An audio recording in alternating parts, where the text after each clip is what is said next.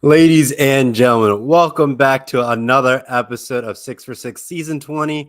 Well, it's not Season 20, Season 3, Episode 20 on this glorious Sunday night in June. Closing out the month, looking great on that front, ladies and gentlemen. We got a lot of stuff going on in the world of sports at the moment with the Copa America Cup and the Euro Cup going on at the moment. Euro Cup is in the round of 16, and the Copa America Cup is finishing up the group stages. So teams are fighting for their last chance spot to secure their bid in the round of 16 for the Copa America Cup. Looking great in that front, but a lot of good storylines, a lot of teams hoping they can press it down and create leaps and bounds of success in their campaigns to win and host the respective regions championship.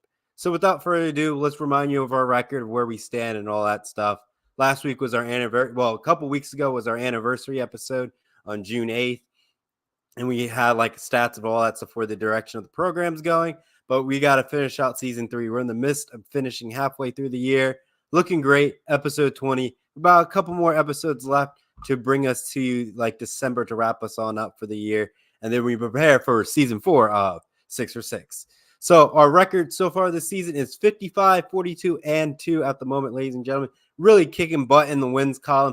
Hopefully with our Copa America and Euro Cup predictions, we'll accelerate our victories closer to a higher win total of closer to 100, but we'll keep that in tune what's going on, ladies and gentlemen. But also our 2024 record is 29 and 23, looking fantastic right now. We're about 6 games ahead, so we have to go 0-6, which has not done in the program yet to this date, but I think we got a lot of good selections where we can do a pretty good run without getting an 0 for 6, but you never know in the world of soccer and what's going on and what these teams are very passionate about. Without further ado, ladies and gentlemen, let's get the show on the road. So first up, we have Austria, Turkey, round of 16, Tuesday, July 2nd, 3 p.m. Eastern Time, noon p.m. Pacific Time on Fox. A lot of good stuff cooking up right now in the round of 16, but the thing that's really tipping me on the edge, yes, Turkey has made it into the round of 16, and Austria has been proving that they've been a formidable foe in this cup so far. But the thing that I'm looking at is the friendlies that these two teams have against each other. And it's the most recent, back of March 26, 2024, like 6 months ago. So these teams are relatively fresh, maybe still tweaking up the lineups at that moment in time. But Austria dominated Turkey 6-1. So if that's holding true in 3 months' time, you got a similar roster for a lot of it. I'm going to think Austria's going to take this one. I don't think it's going to be what we think it is, but so far what we've been seeing in a lot of the group stages where a team that is inferior scores early on and the dominant team has to come back from the jaws of defeat to win it. We've seen it so far with England doing it and have to go in a little bit of extra time, plus 90 minutes to score, and then capitalize and an extra time to seal their fate. You know, stuff like that when teams shouldn't be doing that, but they're doing that. I could see Austria being in that same scenario where Turkey scores first, but Austria puts up, late goals in the second half to really seal the deal or win in extra time in this matchup. But I'm believing Austria will take care of business. You can catch Austria, Turkey, round of 16 in the Euro Cup on Tuesday, July 2nd, 3 p.m. Eastern Time, noon p.m. Pacific Time on Fox. Next up, ladies and gentlemen, we got Romania and the Netherlands. Great teams right now. Romania doing a nice campaign for the Euro Cup right now in the round of 16. You can catch the game on Tuesday at noon Eastern, 9 a.m. Pacific Time on FS1. But ladies and gentlemen, they haven't met each other since 2017, the last time these two teams met head-to-head. Well, we've seen the Netherlands in the past on world stages and cups like this. They have a solid squad for the last few years where they've done deep runs, deep damage, and all that stuff. But Romania is trying to do something historical for the country and do things that have been unheard of for quite a while for this country. However, I think the Netherlands have just been more of a dominant ball club in recent years of doing big things on big stages, and I don't think we expect anything less for them to take care of business and continue to win. Now, if you look at their head-to-head matchups, the last time Romania beat the Netherlands was in 2007. So yes, I'm a man of history where, it's due a long time coming. But when you just have a solid ball club like the Netherlands, I just don't think Romania has it in them. If it was against like Switzerland, yeah, I could see Romania doing, some business and beating up Switzerland. I could see that happening. But we're talking about the Netherlands, ladies and gentlemen. The Netherlands. And I think the Netherlands are just, like I said earlier, just a better ball club all around. And I think they're not going to falter. I think the score is probably going to be like a 2-1 finish, maybe 2-0, but I don't think Romania is going to be scoreless in this one. They're definitely going to get a goal in there, but I just think the Netherlands are going to try to play it safe, and Romania is going to be aggressive in this game and going after and attacking the Netherlands to really put the pressure on them so the Netherlands can't sit back and just wait late in the game to score. I think Romania is going to have to go out on the attack and really put pressure on the Netherlands and put them in an uncomfortable situation to give Romania a chance. But I think it might be a little too late, depending how hard they're pressuring on it. You're going to be attacking too hard, which is going to leave the Netherlands with a counterattack, which is going to push the Netherlands to do a fast break with a quick score to really put the Netherlands in panic mode throughout that game. So that's why I'm going to lead with the Netherlands in this scenario. Next up, ladies and gentlemen, games 4 and 3 on 6 for 6 have a lot at stake. So we're going to reveal them both at the same time, and then we're just going to break it down. So we have Bolivia versus Panama in the Copa America Cup tomorrow at 9 p.m. Eastern time, 6 p.m. Pacific time on FS2. And then you have United States and Uruguay Copa America Cup tomorrow, 9 p.m. Eastern time, 6 p.m. Pacific time on FS1. Both games are happening at the same exact time. So the U.S. has to play like they are down the entire game, knowing that Panama could score an equalizer and beat them by goals because Panama has the head-to-head, I believe, in this matchup. Well, let me just double check myself so I don't get confused with what's actually going down and give you the whole, little backstory of what this, group is going through at the moment within their respective standings for Copa America. So if we look at the United States and what they're going up against, if we're looking at their fixtures, they lost to Panama. That's the Achilles heel at the moment. So if you're looking at the head-to-head tiebreakers, it's very critical what's going to go on between the United States and Panama on Monday night. I think everyone should tune into these two games. These two games are very pivotal for this group. Uruguay is secured. They have their bid locked in with 6 points. They could be lackadaisical in this game. Get some young guys in there. Get some reps in there for people you don't see the field a lot, and get people in if people are in car trouble in that scenario. I think that's what Uruguay is going to do, which is a good tactic. But let's look at Panama and Bolivia standpoint. What's going to go on before we dive into the United States perspective and what could happen to them. So looking at Panama and Bolivia game tomorrow at 9 p.m. Eastern time / 6 p.m. Pacific time on FS2. It's a lot at stake. Panama has beaten Bolivia almost every single time. The last time Bolivia beat Panama was in 2008. So I don't think that's going to happen. Panama beat the United States, and right now goal differential is key right now as well as points. So if you look at the standings, Uruguay is at 6 points, United States at 3 with a goal differential of a +1 compared to Panama's goal differential of -1, but also with 3 points. And Bolivia, scoreless, they're out of this picture. And get it in. So Bolivia is just spoiling Panama. So Bolivia is out of the picture. However, if Panama wins convincingly and have enough goals, they can get in over the United States as the second team in the group. Now, where it gets gray is, does the United States slip in with a few less points? That's when you start breaking down the goal differential and all that stuff. So easier said than done is win and win by points. That's the name of the game right now. So first check box is win the game. The next step for both of the United States and Panama is, can you outscore this opponent? So right now, Panama, in my eyes, are down by 2 scores at this moment in time in this group. So basically, Panama has to score 3 goals to secure the second spot within this group. That's what they have to do tomorrow. Get 3 goals, and then they're secure.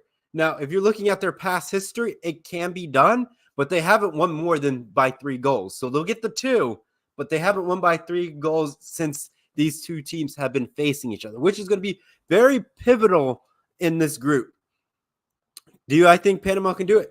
They have it. They have a shot. They have a chance. However, I don't think they're going to be able to beat Bolivia by 3 goals. I can see 2 and be 2-1, but that's where they're going to be. They're on that cusp. They need a lot of goal help. So I would say Panama's going to be very aggressive tomorrow, where it's a do or die scenario, fighting for every spot that they can get. Every challenge is going to be hard. They're going to be playing hard to make sure they have a chance of getting into this game. That's why I'm picking Panama in this game over Bolivia. You can catch it tomorrow at 9 p.m. Eastern Time, 6 p.m. Pacific Time on FS2.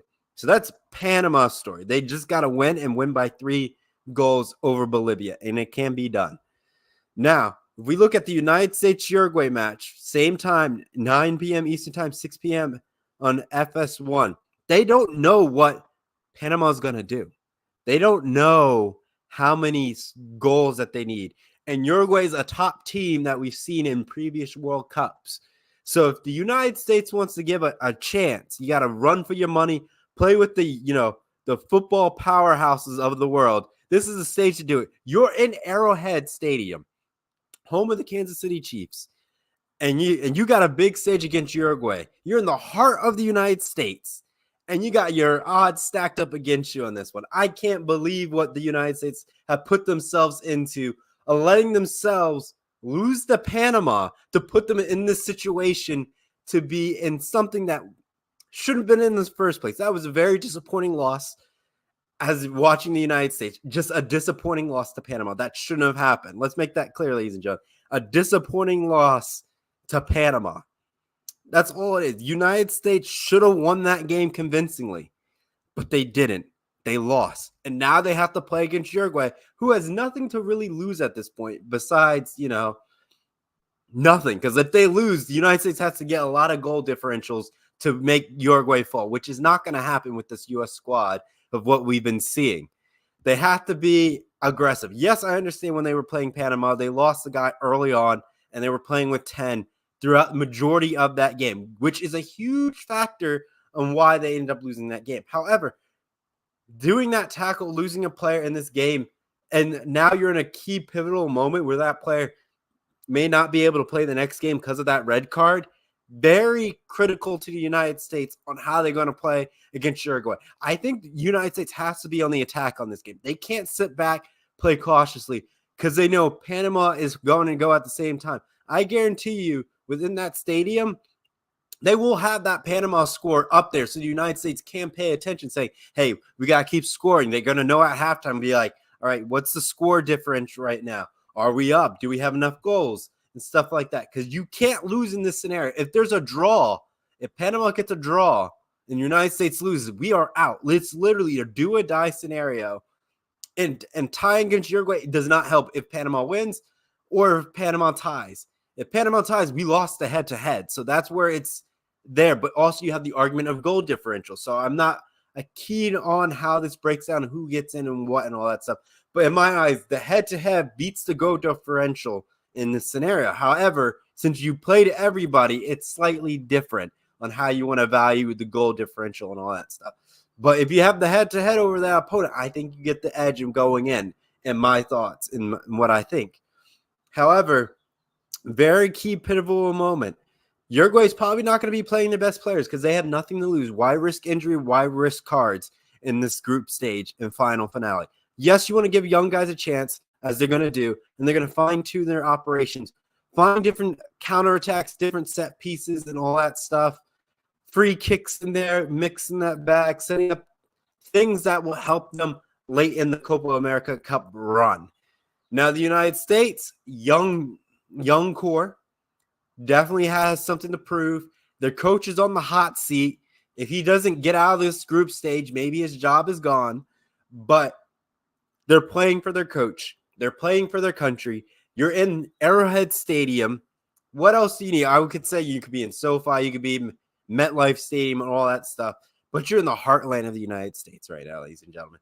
They have to come out and play like it's their last game. It's a final, and they are getting this trophy. That's what the United States has to do in this matchup. I don't know if they have it in them. They have the heart to go the distance, but it's going up against a football powerhouse. Do they have the extra mile? Do they have the gas in the tank to get the job done and put enough goals up where they have the better goal differential? Right now, they're in the positive of it, so they don't have to do too many goals to do it. The only thing they need is one goal, and they're kind of fine. 2 goals will put it a nice icing on the cake, but Uruguay will keep them lurking the entire time.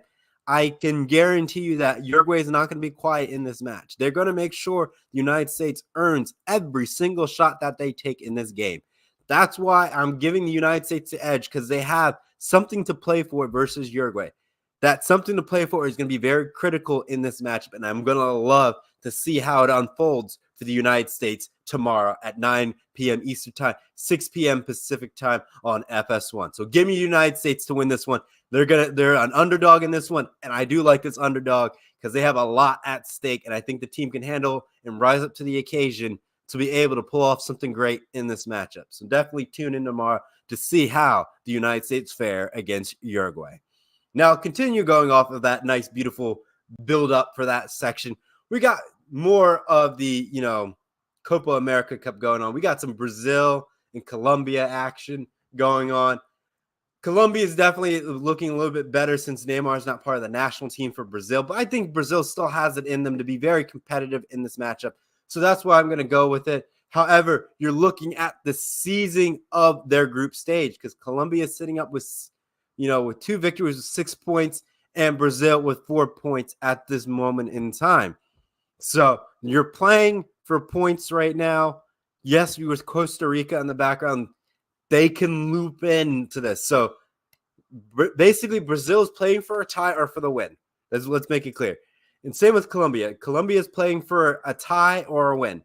So that's what there is. I can see both teams agreeing to a tie, and both teams get in without a problem. But I'm picking Brazil so they can capture the group and have better seeding against a weaker opponent. I think that's what both teams are going to play for. So you're going to see a very good matchup on Tuesday, July 2nd at 9 p.m. Eastern Time, 6 p.m. Pacific Time on FS1. Definitely a great matchup. Got Brazil winning this one. And without, ladies and gentlemen, we're going to cap it on off. The game of the week tomorrow, France, Belgium, round of 16, Euro Cup, noon Eastern Time, 9 a.m. Pacific Time on FS1, ladies and gentlemen. Beautiful matchup. The Belgian golden generation is riding into the sunset right now with Romelu leading that team, being that striker that they need. However, you have Kylian Mbappe with France coming off of, winning the World Cup 8 years prior, then losing the World Cup final. Now they have to make a stance to be like, was it all, a World Cup hangover? Like Germany had a World Cup hangover, and it was bad. It was like 12 years of suffering, like eliminating the group stages and stuff like that in the World Cup. But we're talking about the Euros. France can do something decent here. This is a clash of a titans right here. You can't get better than this matchup in the round of 16 right now at this moment in time. Very key matchup for both of these generations of France. Young, talented team, hungry, looking for another world title underneath their belt besides a World Cup. Getting that, Euro championship is fantastic.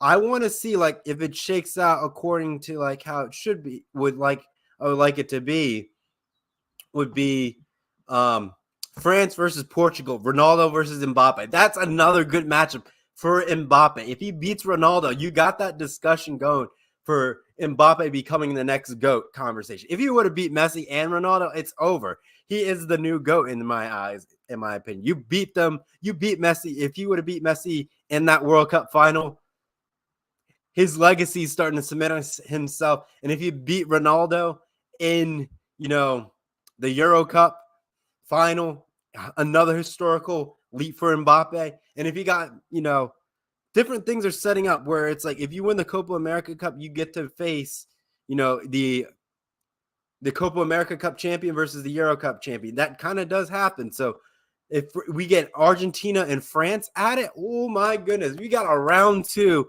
It's like a Patrick Mahomes, Tom Brady scenario. Like, can Kylian Mbappe beat Messi? That's the thing. If we look at Kylian Mbappe, man can do a hat trick on a world stage final. Like, man can do it all himself if need be.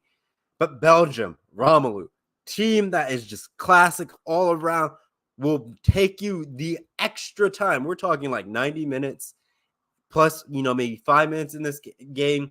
And then once you get to the second half, that other 45, maybe you get 3 minutes, and then you go into extra time. Then you go into penalties. I could see this matchup going into penalties, and that's how one of these teams gets eliminated. But I got to give it to France. France has just been a collective group that has just been dominant with Kylian Mbappe after he won his World Cup. They've just been that threat of a team that's sitting on top of the world, and they have a lot to prove right now coming off of that World Cup loss to Argentina. Now you're on a world stage. Can they do it again? Can they create some momentum to build up to the quarterfinals? Definitely something to see. Definitely 2 teams that you should be watching tomorrow at noon Eastern time, at 9 a.m.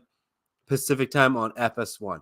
That is a beautiful game to watch, ladies and gentlemen. Without further ado, let's do a quick recap, and we'll get you on out of here so you can enjoy more of the matchups going on tonight as well as for the rest of the week. And then once you have that, we'll crank something up so we can get ready for the Copa America Cup, preparing for the final and working more of the quarterfinals for the Euro Cup. So without further ado, let's do a quick recap and get you on out of here. So we got Austria, Turkey, round of 16 Euro Cup Tuesday, July 2nd, 3 p.m. Eastern time, noon p.m. Pacific time on Fox, and have Austria winning it. Next up, we got Romania, Netherlands, round of 16 Euro Cup Tuesday, July 2nd, noon Eastern time, 9 a.m. Pacific time on FS1. Give me the Netherlands for this victory. Next up, ladies and gentlemen, we got Bolivia, Panama, Copa America Cup tomorrow, 9 p.m. Eastern time, 6 p.m. Pacific time on FS2, ladies and gentlemen, FS2, and I have Panama winning it. Next up, we have the United States, Uruguay, Copa America Cup, 9 p.m. Eastern time, 6 p.m. Pacific time on FS1, and I have, ladies and gentlemen, the United States winning this one. Going to be very close, but I think they can pull it out. Next up, ladies and gentlemen, we have Brazil, Colombia, Copa America Cup Tuesday, July 2nd, 9 p.m. Eastern time, 6 p.m. Pacific time on FS1, and I have Brazil winning this one. And to cap it all off, ladies and gentlemen, we got France, Belgium, round of 16 tomorrow, noon Eastern time, 9 a.m. Pacific time on FS1. Give me France to seal this deal, this one in a close one. Final score prediction, most likely, ladies and gentlemen, the 2-1 France. Or it comes down to penalties, and I don't know how that's going to shake out. So regulation time, 2-1 France. And without further ado, let's do a quick recap of our record. So our final record for so far in 2024 is 29-23 with a season record of 55, 42, and 2. Thank you so much of watching of this week's episode of 6 for 6, and we'll catch y'all next time here on 6 for 6. So long for now. Bye-bye.